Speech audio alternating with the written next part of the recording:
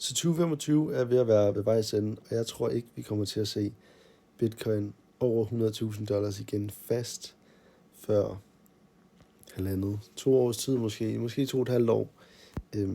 Og det er egentlig meget simpelt hvorfor.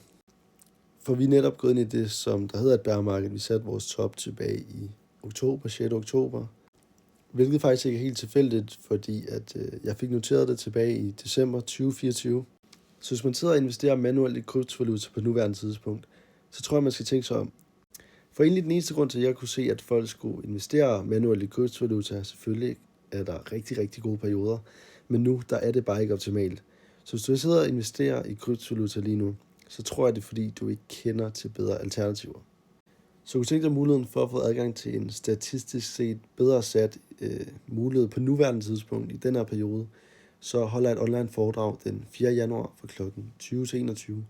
Så hop ind på min Instagram, der er link i bio, og så tilmeld dig derigennem, eller smid mig en DM, hvis du har brug for mere info. Ellers så har jeg også opsat et website, hvor du kan læse lidt om, hvad jeg kommer til at gå igennem på det her foredrag.